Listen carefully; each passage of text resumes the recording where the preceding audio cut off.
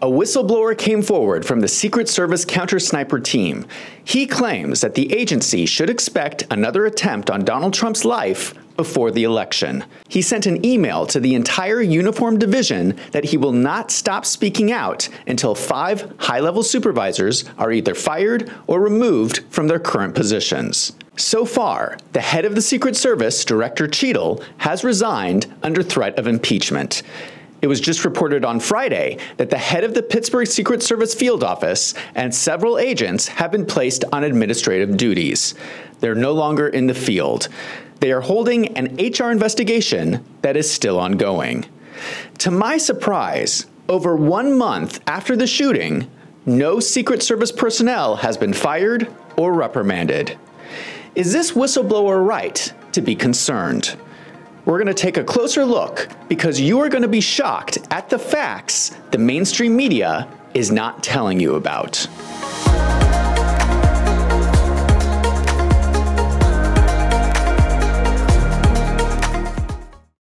An attempt was made on Donald Trump's life on July 13th.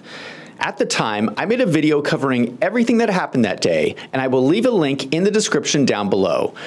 It's been a little over a month, and some new shocking facts have been uncovered. The official story from the FBI investigation is that Thomas Crooks was a lone gunman. He arrived at the rally, evaded security, climbed onto the roof of the AGR building, he shot at Trump, and he was quickly killed in return fire. This story of the lone gunman was being pushed by law enforcement and the media the same day as the shooting, which I find strange. Wouldn't you want to do an investigation before determining that no one else was involved? Why would you jump to a conclusion so quickly? If we consider the possibilities, they generally fall into 3 main categories: lone gunman, Thomas Crooks acted alone; inside help, Thomas Crooks had help from someone inside the government; or multiple shooters, others besides Thomas Crooks fired on Donald Trump. There have been a number of hearings before Congress. Here is Director Cheadle testifying about the lone gunman. And are you confident that the person in question, Mr. Crooks, was the only person firing that day against the president or the crowd? Is he the only one? I'm not asking you yet if he acted alone, but is he the only one? Or can you say that with certainty to the American people? That is the information I have at this time, yes. Okay. Does it appear he acted alone? That's the information we have at this time. But when Cheadle was pushed to confirm whether it was a lone gunman, she refused. Was Mr. Crooks acting alone? Again, I would have to refer you to the FBI's investigation. Was he just a lone gunman? I would have to refer you to the FBI's investigation for motive. Christopher Wray, the head of the FBI, also testified and pushed the lone gunman theory. And as I've said before, and hopefully this gets at your question, we have not identified any accomplices, co-conspirators, or anything along those lines. So it's the FBI's position right now that he still acted independently. Again, we're still, I know it seems like a lifetime since July 13th, but we're still early stages, but we have not seen anything so far that would suggest to us that he acted with others. When you look at the possibilities, you can see why it would be attractive for law enforcement to push the lone gunman theory, because it allows them to close the case. They can say the suspect was killed. There are no loose ends. They don't have to question anyone's loyalty. It's really horrible if one of the other 2 theories are true. That not only means there's a traitor in our own government, it means that someone is still on the loose. Someone who already attempted to kill Trump, and they could try again. So it makes sense why law enforcement keeps trying to convince everyone of the lone gunman theory. But that doesn't make us safer. We need to determine the truth. What I want to do in this video is highlight some facts that contradict the lone gunman theory. The white van. The day of the attack, the media covered that there was a white van parked nearby filled with explosives. Here's the police searching the van. Here's the van with Arizona license plates being towed away by the police. We've never heard about this van again. with the neighbor who shot this video of a suspicious van being towed away from the scene last night. How many cops are we talking about that were out there surrounding this van? And was there a license plate on the back of that van?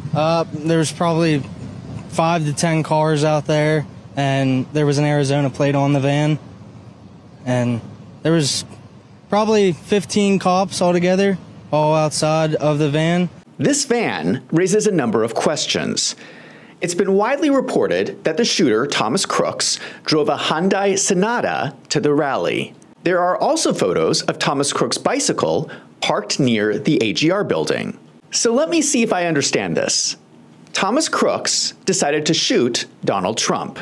So he drove to the rally in a van, a Hyundai Sonata, and then rode his bike.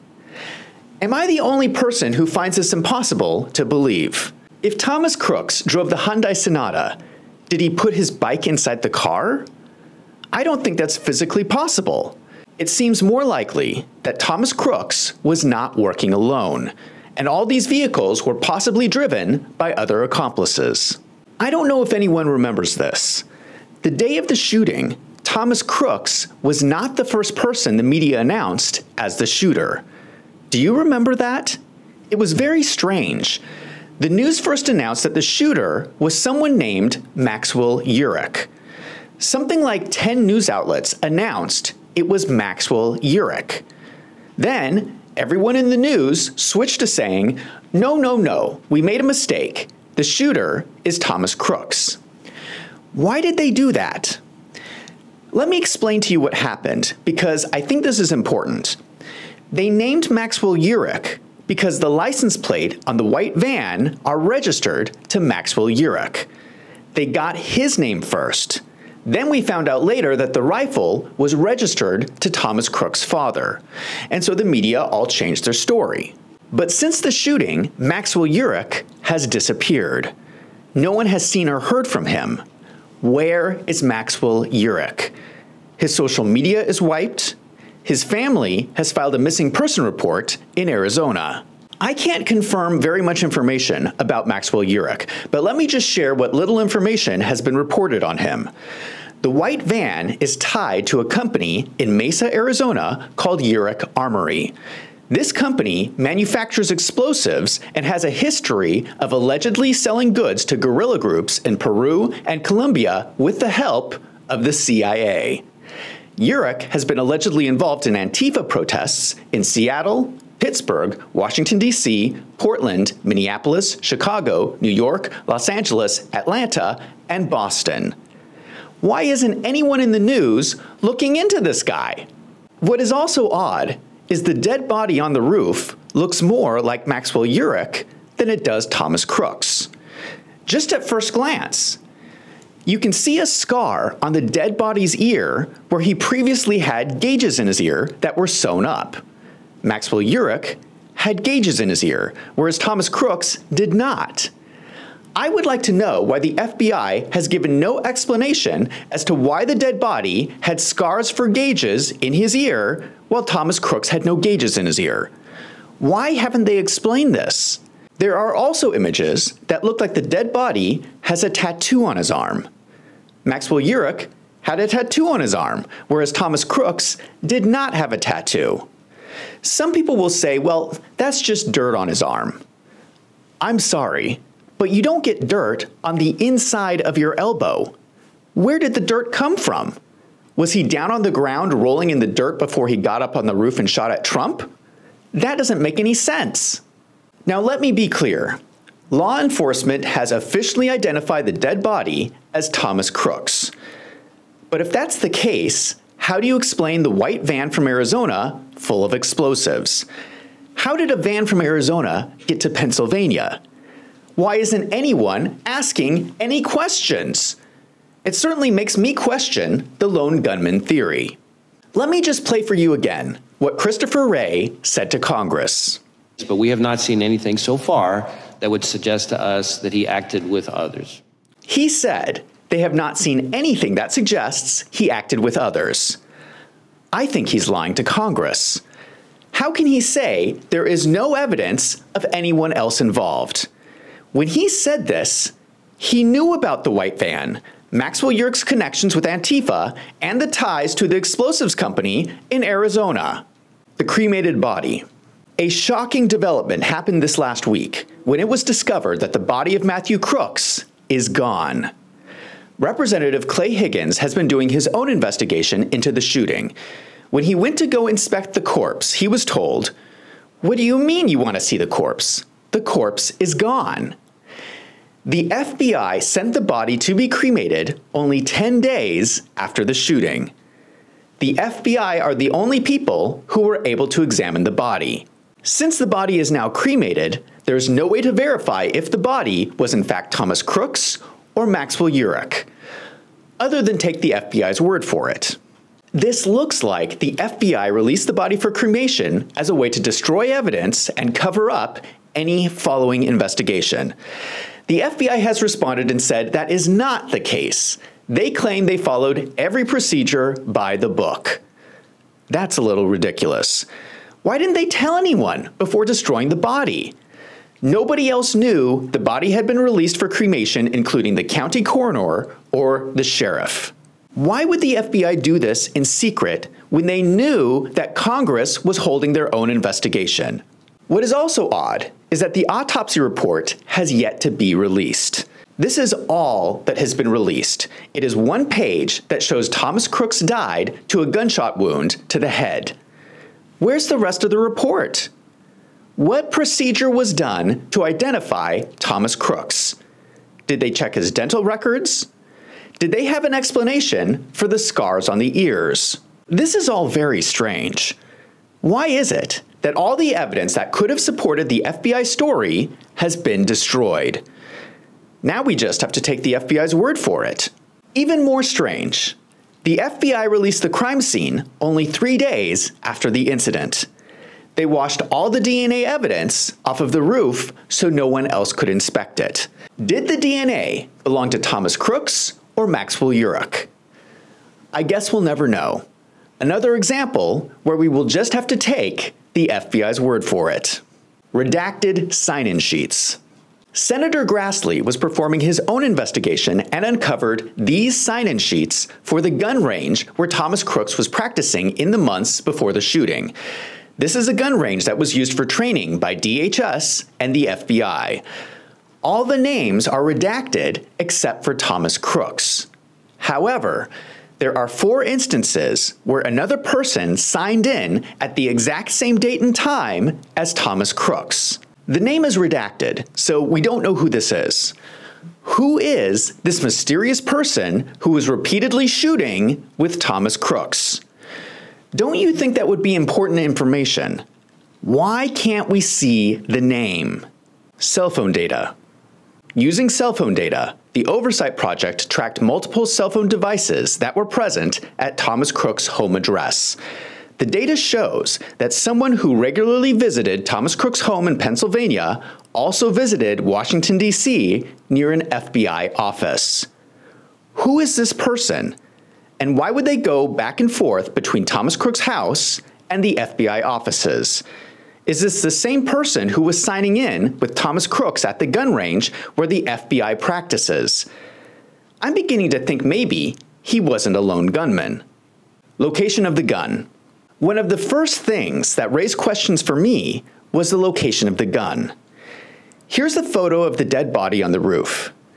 Does anyone notice anything strange? The gun is located what looks to be 10 feet away from the body. How did that happen? If the shooter was holding the gun when he was shot, wouldn't the gun be underneath him?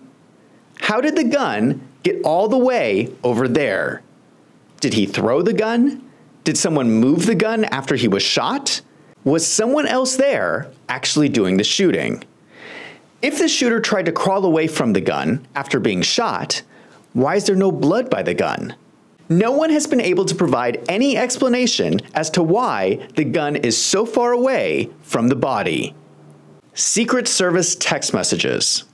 A shocking text message between Secret Service agents was released. This is from one agent who was leaving from an earlier shift, who saw Thomas Crooks in the parking lot. He says, Someone followed our lead and snuck in and parked by our cars, just so you know. I'm just letting you know because you see me go out with my rifle and put it in my car, so he knows you guys are up there. He's sitting to the direct right on a picnic table about 50 yards from the exit. The agent responds with a thumbs up emoji and roger that. This text was sent at 4:26 p.m. showing that the Secret Service knew there was a threat from Thomas Crooks over 90 minutes before the shooting. That's even earlier than we previously thought. It also shows the Secret Service themselves were aware and acknowledged the threat. They can't say that the information didn't get to them. So why did they let Donald Trump get on stage with a threat in the crowd? If they had 90 minutes to neutralize the threat, what took them so long? This is supposed to be the best security force in the world. What are they doing? But the text messages get even worse. Here are photos taken of Thomas Crooks at 5:38 p.m. by one of the Secret Service counter snipers. He said, "Kid, learning around building we are in, AGR, I believe it is. I did see him with a rangefinder looking towards the stage. FYI, if you want to notify Secret Service snipers to look out. I lost sight of him. Also a bike with backpack sitting next to it in rear of building that was not seen earlier." I don't even know where to begin. The sniper saw him, took pictures of him, saw him looking at the stage with a rangefinder, and they still didn't stop this guy? But it's even worse. The location this photo was taken from is inside the same building that Thomas Crooks fired from. Yes, the Secret Service snipers were inside the building while Thomas Crooks was on the roof. Let me explain the layout of the site. Here's the roof where Thomas Crooks was laying down. Here's the stage where Donald Trump was speaking. There were Secret Service snipers on both of these roofs. It is still incredible to me that no snipers were stationed on this roof. Director Cheadle claimed the reason was because the slope was too steep. Instead, the snipers were stationed on the second floor inside the building right here. They were right there. So going back to the photo the sniper took on his phone, Thomas Crooks is sitting on a wall. That wall is right here. The sniper is looking down from this window. Now the snipers claim that from this window they could not see where Thomas Crooks was laying down on the roof. But why not look out this window? Or this window? I don't believe that the Secret Service didn't walk around the floor and look out the other windows. In fact, we have video from the other windows. They could have literally opened the windows and climbed onto the roof. Thomas Crooks was in plain sight of those other windows. What is even crazier is what happens next. The same sniper who took those photos from the window conveniently decides to leave his post right before the shooting started. At 6:06, he decides to move to the ground floor to find a local police officer to alert them about Thomas Crooks. At 6:11, the shooting started. This is a sniper whose sole job is to protect Donald Trump during his speech. You're telling me that he decided to leave Trump unguarded during the speech to go report a threat. What about using a radio? Something does not add up. Audio of gunshots. I covered this in my last video. You can listen to the audio from the rally and tell a lot about the gunshots. You hear the same thing in all the different camera angles that were shot at the event. We just have an absolutely different sound between the first three. There's no echo. It's much further away. It's more muffled. It's just not in the same place at all. But these next ones, very different sound, totally different weapons. Okay, full stop. We have two separate weapons. Plus, we have no echoes coming off of the first three, and then we do have echoes coming off of the next set. So there are 3 shots to start, and then 5 more. And they sound like they are clearly coming from different weapons and different locations. Let me repeat, you can hear this difference in all the different videos of the shooting. Audio does not lie. I don't see any way that these gunshots sound like they are coming from a lone gunman. So there are 8 shots. then one more here that stops the shooting, and then a final one here, which was the death blow from the Secret Service sniper. What's interesting is this shot here was from a local SWAT police officer. While the other Secret Service agents were cowering behind Trump, this police officer ran into the line of fire as soon as the shooting started. He drew his weapon and fired, damaging the rifle, which stopped the shooter from continuing. It was only after this that the Secret Service fired and killed the shooter. This begs the question, why didn't the Secret Service fire first? What were they waiting for? To give you a better visual, here's a 3D model someone created of the lone gunman theory. Take a look at what happened.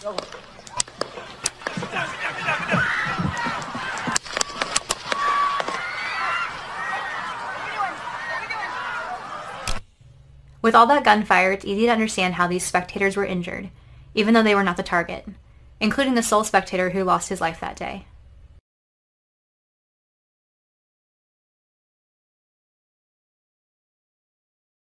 I believe that it's also possible that the 5 shots marked in black were from a different shooter. The water tower. There has been a lot of discussion that there was a second shooter from the water tower. This is zoomed in from the live stream at the rally. This appears to be a man standing on top of the water tower. That chart's a couple of months old, and if you want to really see something that's said, take a look at what happened.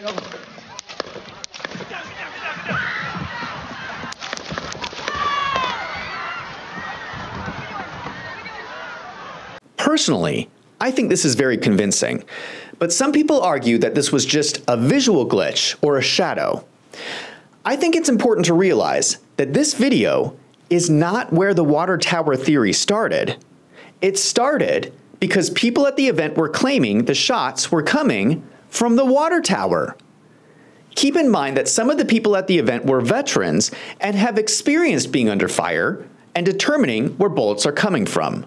Crack of the gunfire, and I just screamed, "It's the sniper, it's the sniper," and he was firing down toward the water tower. That's what we're hearing. And yeah, and then at that same exact moment, there was a spray from the right side of the stage that I thought was some type of gas. Mm-hmm. Like, or not gas, but smoke. To blind, sure. You know, blind up front. But he said it was, he heard it was gunfire, hydraulic on the track. So the gunfire was coming toward the stage. Wow. And then he put the fist bump up, stay strong, and they walked him off. Aaron, what was going through your mind? What did you think when you first heard those sounds? I thought this would what you just said. I thought it was fireworks, 4th of July. It's been pop, pop, pop. That's what it sounded like. The gentleman behind me, I was one seat. He was to the right of me. He could see the sharpshooter behind Trump. He said the sharpshooter shot to the left. He killed the gentleman in the water tower here. Now, when I called my husband at home, who's watching TV, he said, I thought Trump hurt his ear when he went to the ground. But he said, no, on TV they showed before Trump hit the ground, the ear was bleeding. So that sharpshooter went across. Trump turned his head. His ear must have been nipped, and it killed somebody in the stands over to the left. The fence where the other shooter was. There was one I heard in the water tower. There was one by the fence. And still, obviously, initial reports. But what we do know, according to... These are 3 eyewitness accounts, all saying that there was a sniper on the water tower. Now, it is possible they were confused, but I think that someone should climb up there and check it out. But for some reason, the FBI will not let anyone up there. Congressman Clay Higgins has been performing his own investigation. He went out to the location and then wrote a report supporting the lone gunman theory. He wants people to stop talking about the water tower. He says, if there had been someone on that tower on July 13, it would have to have been some top-shelf operator way beyond anything I've ever actually seen. Regular SWAT operators or snipers would not have the skills and gear to quickly overcome the first 25 feet of no ladder and then climb the remaining 75 feet to the catwalk and then climb the quite intimidating and precarious dome vent access ladder. Really, Congressman? You don't think that any of our special agents could handle climbing a water tower? I find that hard to believe.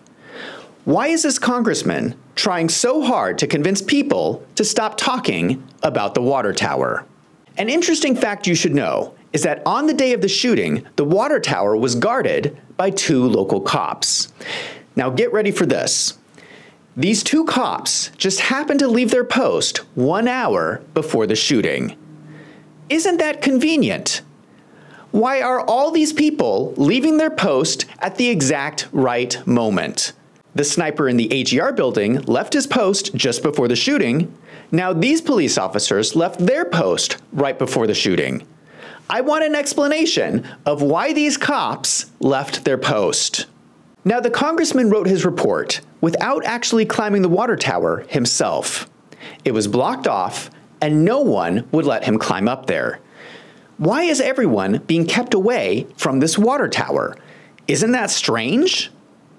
So you cannot see the other ladder from this angle, and the logo or whatever is on this side, okay? The guy climbed up here, then on the, like to the left of that, right to the left of that is another ladder that gets him up to this top part here. That's where he could have easily stood behind and got all the angles that were hitting the bystanders. What's disturbing to me is that you can see in this video that the water tower is being blocked off. Why are they treating it like a crime scene? Here's a photo of the site layout. The shooter's body was found here. Donald Trump is on stage here. So the water tower is coming from a similar angle and can hit all the same shots. It would explain the different audio if some of the shots came from the water tower and others from the roof. Here's another video taken from before the rally started. They were driving past the site and captured this. If we freeze the video, we can see a truck beneath the water tower. This doesn't look like a police vehicle to me. It looks more like a government vehicle. Who was at the water tower? There's someone on YouTube named Black Gen Z Mindset, and he went on Google Earth and found that nearby the water tower, there's an entrance to the sewer system. This YouTuber might have just figured the whole thing out. And then here's the access to the sewer. We can't rule anything out. Did this now, holy shit. I mean, did this motherfucker go all the way up here onto the water tower, get to the highest point, take shots at the rightful president, Donald Trump? I mean, he could either climb down or parasail down, I don't know, go through the woods from the back way, change clothes, pop the lid of this sewer and hop into the sewers. I mean, there's literally a manhole right here. He didn't even have to park his car at that point. Then that rules it out. Where's he going to park? In these people's yard? He didn't have to have a car. He got access to the manhole. He comes out of the manhole. And then he climbs the fucking water tower. He climbs up to the highest point, and he has the perfect vantage point to rightful President Donald Trump during his rally in Butler, Pennsylvania. But escape through the sewers is not the only option. Here's a tweet by Tony Saruga saying, "We have tracked the black SUV that had picked up our phantom water tower sniper that escaped using a zip line via the backside of the water tower into the trees and then on foot a short jaunt to Meridian Road. With 100 confidence, based on cell phone data, that particular sniper was FBI and the SUV was registered to the Department of Agriculture." Now, Tony Saruga has not provided the data to back up these claims, so I cannot verify if they are true. We don't know if the shooter went through the sewers. We don't know if the SUV picked him up. All I'm saying is that there's enough eyewitnesses that saw something happen at the water tower that someone should go investigate. But instead, they're not letting anyone up there. The water tower is not the only possible location. If we look at video of the AGR building at the exact moment of the shooting, we can see what looks to be like a muzzle flash coming from one of the first floor windows. People have criticized this as potentially just a reflection from the glass in the window. Another potential location is the Butler Gymnastics Club, which is another nearby building that was also not being watched by Secret Service. It could also match the trajectory of the bullets. Here's where Trump was, here's the water tower, here's the AGR building, and here is the gymnastics club. Whatever the location was, you have to start asking the question, why were there so many possible locations where people could shoot at Donald Trump? The main reason the FBI gives that this was a lone gunman is they claim to have found all 8 shell casings they allege were fired by Thomas Crook's rifle. They claim this means that all shots are accounted for and they all came from Thomas Crook's. There could not be a second shooter because the FBI has the shells. But here's the problem. The FBI has not let anyone else inspect the shells. That's strange. For all we know, the FBI could have placed those shells at the crime scene. Here's my problem with the FBI story. If the FBI is telling the truth, the police body cam footage should confirm their story. We should be able to see the shells on the roof. Now, I've spent a lot of time going through the body cam footage, and it's not as straightforward as you would think. I'm going to show you something that I don't think anyone else has noticed. Watch out for shell casings. 2, 3, 4, 5 right there. Limit who comes up here. No more guys up here. Go, give me a solid perimeter. Get guys prepped to clear the building. All right? He points out 5 shell casings, but there were 8 shots. Where are the other 3 shell casings? There's nothing else on the roof, so we should be able to see them quite easily. About 20 minutes later in the body cam footage, this same officer counts a second time. Shells over here. On both sides. Looks like what, at least 8? 1, 2, 3, 4, 5, 6, 7, 8. At least 8. Why did he count 5 the first time and 8 the second time? His body motion tells us that 3 of the shells were much farther away from the body. That's strange. Every time a gun fires, the shell ejects and lands on the ground next to the shooter. It's very predictable to tell where the shells will land based on the location of the shooter. Now, maybe the cop just didn't see the shells the first time he counted, but I found it very odd that he specifically counts 5 shells and then later another 3. This matches the volleys of shots. There were 3 shots first and then a second volley of 5 shots. That's a pretty strange coincidence. Now, I'm not saying this cop screwed up. I think he had 2 different counts of the shells because 3 of those shells weren't where they were supposed to be. So then the FBI comes in later and says, we have 8 shells, so there's only 1 shooter. We're going to need a better explanation than that. There were a lot of people on that roof. How do we know that someone didn't place those extra 3 shells after the fact? And why aren't those 3 shells in the location they're supposed to be? I would like to see the FBI do a test. Someone should replicate the shots with the rifle and see where the shell casings fall, because I'm betting that they fall in a different location. Let me provide another explanation. The first volley of 3 shots that fired on Trump could have come from a separate location like the water tower.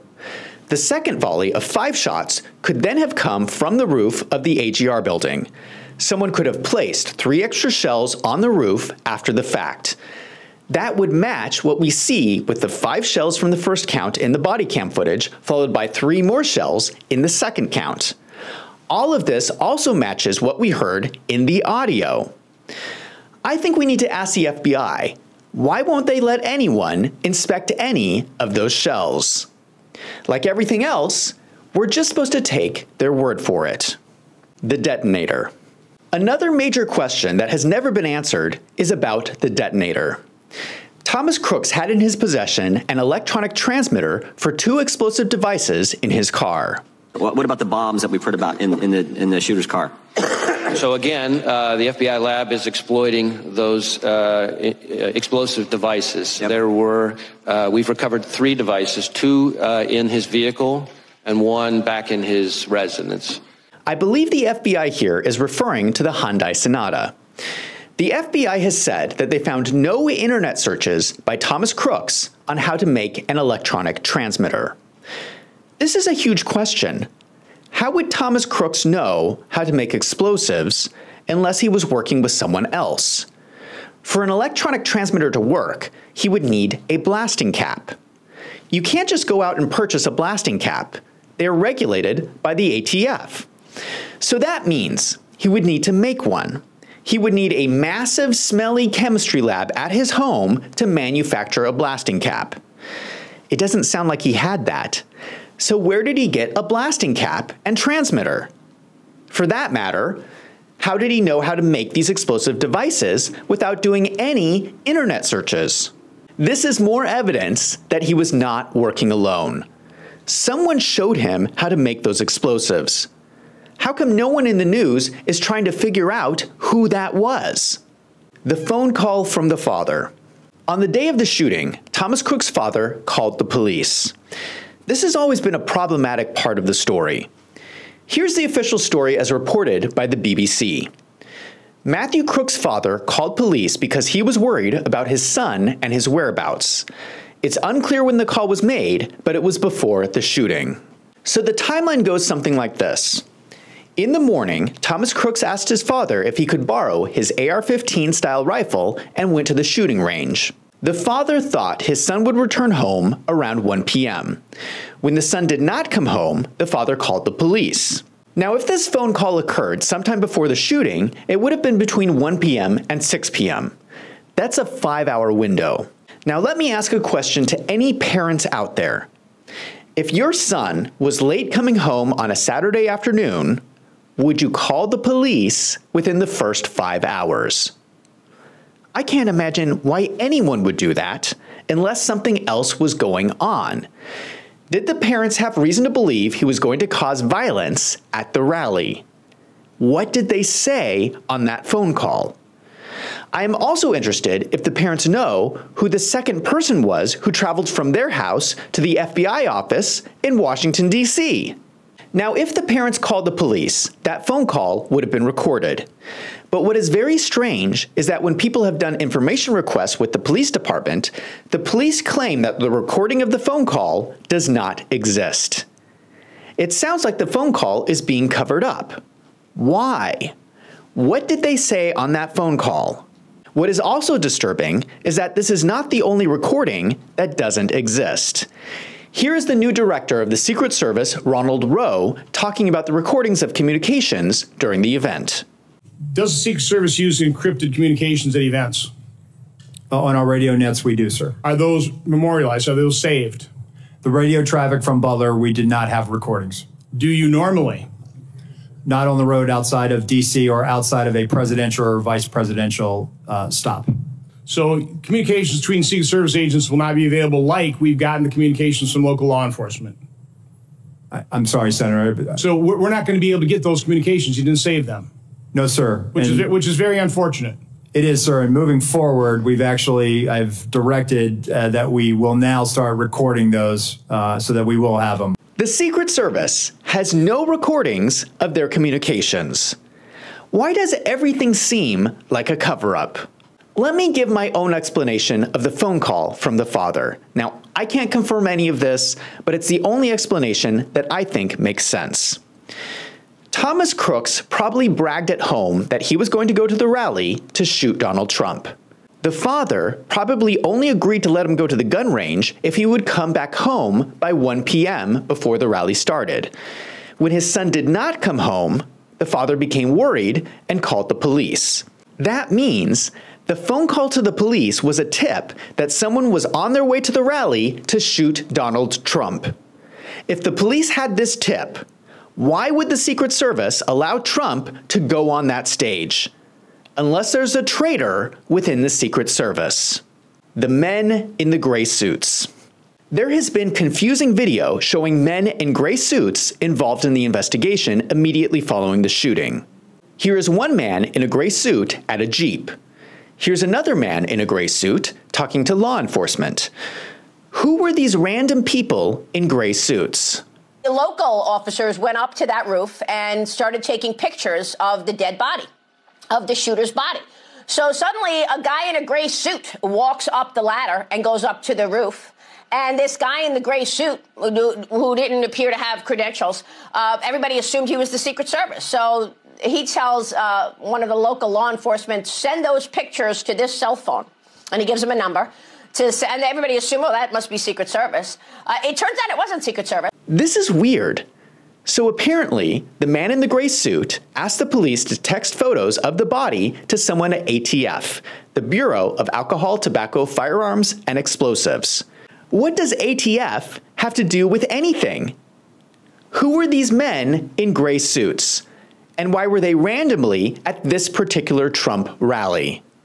And why did no one in law enforcement question the men in gray suits giving orders at a crime scene? They're ridiculous orders, and it seems more likely it was just an excuse to get on the roof. Here's the real question. Was the man in the gray suit standing anywhere near where the mysterious 3 shell casings were found? This is very strange, and so far the FBI has not given anyone an explanation for this. Who were the men in the gray suits? People acted like they knew before. One of the most concerning things is that it seems like people knew that something was going to happen before the shooting even took place. Here's Director Cheadle talking about a lone gunman 1 week before the shooting. Greater threat now, homegrown terrorists or foreign terrorism? I think it's probably a little bit of both. I think we have to make sure that we are assessing the risk for both of those, as well as any other type of threat that may come at us, whether it's a lone gunman, or an organized attack or an organized group. So we try to cover off on that. You have to admit, that's strange timing. Then there was this interaction with Senator Joe Manchin talking about Joe Biden the week of the shooting. But are you personally confident that he has what it takes to not only continue this election, but then to serve for another 4 years? Well, I think that if you just wait until this weekend, there'll be more comes out. I believe that we'll be able to have a better, clear view of what's happening. His health and well-being, I think this should be everyone's first and foremost concern, his and his family's and all of us. And he's fine. The doctors are saying he's fine, so I'm going to take that for its word and go from there. So I'm just going to wait. I really am. He says, if you just wait until this weekend, there'll be more comes out. What did he know about what was going to happen? That's kind of a strange thing to say. Then there is this interview with Victoria Nuland. In case you don't know who she is, she was the former National Security Advisor to Vice President Dick Cheney. She worked in government during the Clinton, Bush, Obama, and Biden administrations. She left government during the Trump administration. She's married to Robert Kagan, who was one of the main instigators for George W. Bush and his war in Iraq. Victoria Nuland was one of the primary instigators for the current war in Ukraine. This is someone who has been deeply involved in CIA operations around the world for the past 4 presidents, except for Donald Trump. If something happened to Trump, it would mean the continuation of this neocon foreign policy of U.S. wars around the world. This interview with Victoria Nuland happened 2 days before the Trump shooting.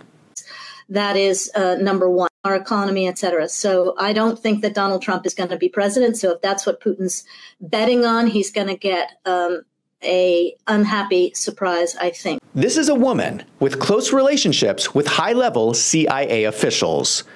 Why does she have this strange smile when she says, I don't think Donald Trump is going to be president?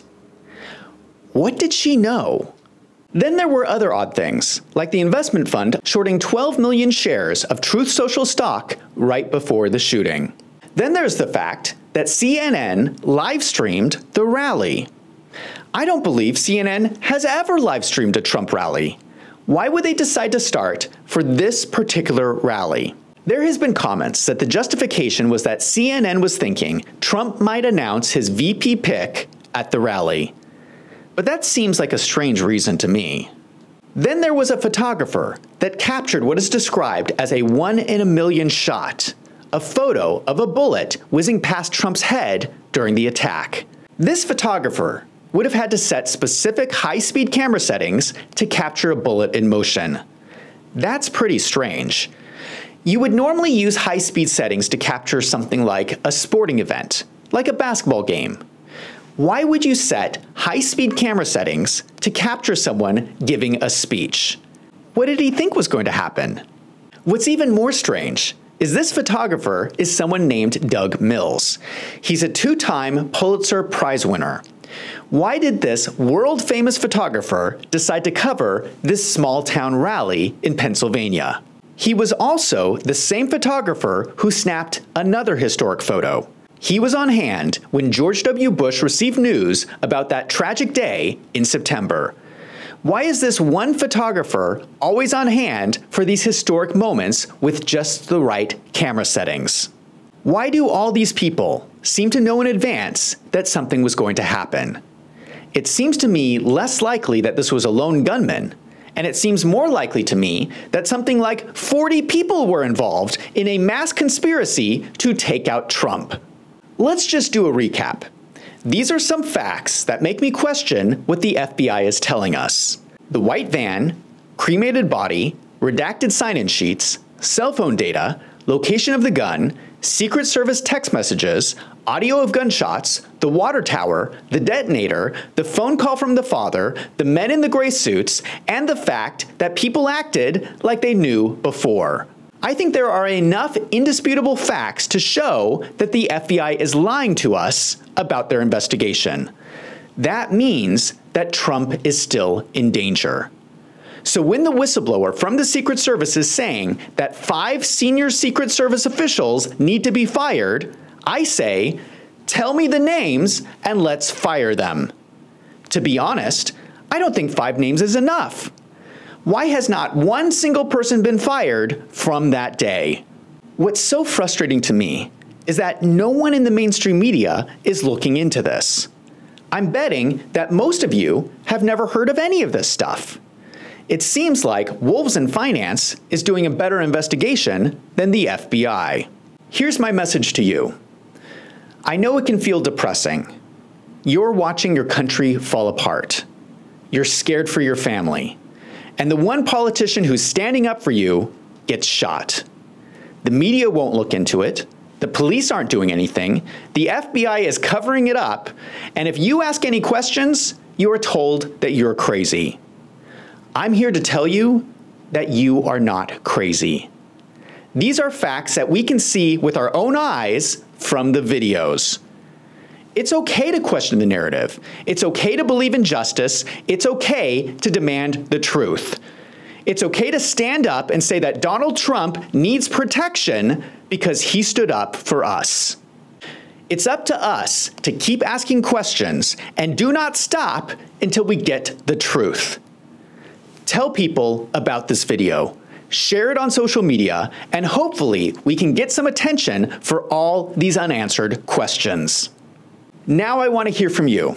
If there's anything I missed or you have your own questions, let me know in the comments down below. And if you like these videos, don't forget to hit that subscribe button so you don't miss out on future videos. Special announcement, I just did a live stream with veteran biker and we did an uncensored interview.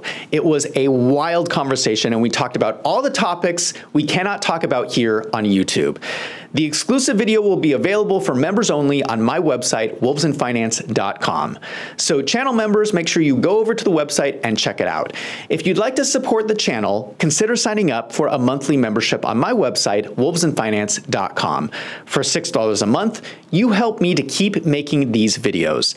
This is also how my channel survives when YouTube is cracking down with demonetization and shadow banning. So a big thank you to everyone who has recently become a member. I appreciate it. I'm Zach from Wolves in Finance. Thank you for watching.